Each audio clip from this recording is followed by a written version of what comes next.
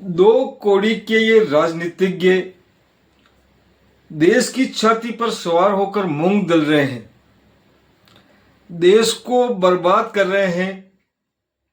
इनकी मूर्खताओं के कारण देश में कोई क्रांति नहीं हो पा रही है, कोई विकास नहीं हो पा रहा है।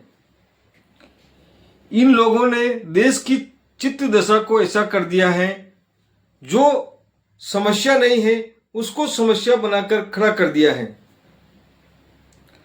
ये समस्या ऐसी है जिसका कोई समाधान नहीं है और ये लोग समस्या को सुलझाना नहीं चाहते हैं। व्यर्थ की बातों में लोगों को फंसाकर लोगों को बांटते हैं। लोगों के मुद्दे हैं शिक्षा, भ्रष्टाचार कम हो, महंगाई कम हो, रोजगार बढ़े, ये जनता के मुद्दे हैं। इनके मुद्दे हैं धर्म के नाम पर, हिंदू मुसलमान के नाम पर, जात के नाम पर, ये इनके मुद्दे हैं। मीडिया के मुद्दे हैं सिर्फ तारीफों के पुल बांधना, उनकी प्रशंसा करना, उनके हित की बात करना। विपक्ष कोई बात करे तो उसके पेट में दर्द हो रहा है, ऐसी बातें रखते हैं। जहां एक सच्चे आदमी को सवाल करने की जरूरत है, प्रश्न पूछने की जरूरत है, वहां चापलूसी का दौर चल रहा है, चापलूसी की जा रही है मीडिया के द्वारा। आप सोना मत खरीदिए, पेट्रोल डीजल का कम इस्तेमाल कीजिए, 10% खाने का तेल कम इस्तेमाल कीजिए, वर्क फ्रॉम होम कीजिए। तो गरीब आदमी तो वैसे ही खाने में कम तेल यूज करता है। आप जैसे लोग आए दिन रैलियां, सभाएं, जुलूस निकाल रहे हैं, उसमें हजारों गाड़ी, 500 गाड़ी चल रही है, काफिले चल रहे हैं आपके 100 गाड़ियों के पीछे। आप तेल तो आप ज्यादा बर्बाद कर रहे हैं रैलियों में। इस देश के नेताओं ने इस देश से इतना पैसा कमाया है, उनके पास अपार धन संपदा है, फिर भी आप सरकारी चीजों का इस्तेमाल कर रहे हैं।